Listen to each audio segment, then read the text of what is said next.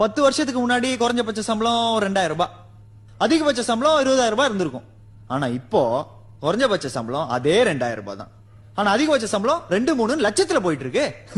இந்த ஊரு 2 லட்சம் ரூபாய் வாங்குறதுக்கு ஏத்த மாதிரி மாறிட்டு இருக்கு சார். சார் மொத்தம் இந்த ஊர்ல எத்தனை பேர் சார் இருப்பாங்க சொல்லு? ஒரு 60-70 லட்சம் பேர் இருப்பாங்க சார். நான் சென்சஸ் கணக்கா சார் கேட்டேன். இந்த ஊர்ல இருக்கிறவன் மொத்தம் 2 பேர் தான் சார். புரியல?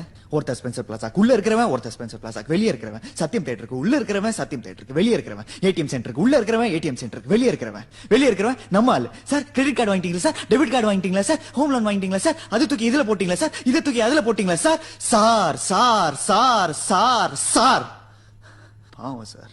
நான் ஏதோ பரவாயில்ல சார், ஏதோ 2 குரல் சொல்லி வாதியார் வேலை வாங்கி பொழைச்சுப்பேன். ஆனா இந்த ஹிஸ்டரி படிச்சவனுங்க, ஜியோகிராஃபி படிச்சவனுங்க, சோசியாலஜி படிச்சவனுங்க, சைக்காலஜி படிச்சவனுங்க, பொலிட்டிக்கல் சயின்ஸ் படிச்சவனுங்க, எக்கனாமிக்ஸ் படிச்சவனுங்க செத்தானுங்க சார். பாவம் வாத்தியார் வேலை கூட கிடைக்காது சார். ரொம்ப கரெக்ட் சார். இந்த வாழ்க்கை, வசதி, சந்தோஷம் இதெல்லாம் இந்த MBA படிக்கிறவன், MCA படிக்கிறவன், அண்ணா யூனிவர்சிட்டியில் இன்ஜினியரிங் படிச்சவன், டாக்டருக்கு படிச்சவன், இதெல்லாம் இவங்களுக்கு மட்டும் தானே சார்? எங்களுக்கு கிடையாதா சார்? நான் 2000 ரூபாய் பத்தலன்னு சொல்ல சார், பசி கொடுமை பட்டினி சொல்ல சார், பிச்சை கேட்கல சார்.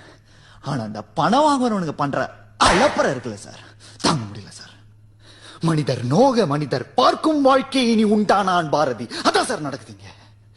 2 லட்சம் ரூபாய் வாங்குறானுங்க, 3 லட்சம் ரூபாய் வாங்குறானுங்க, காரை வாங்குறானுங்க, வீட வாங்குறானுங்க, ரேபன் கிளாஸ் போடுறானுங்க, ஷூஸ் போடுறானுங்க, சென்டப் போடுறானுங்க.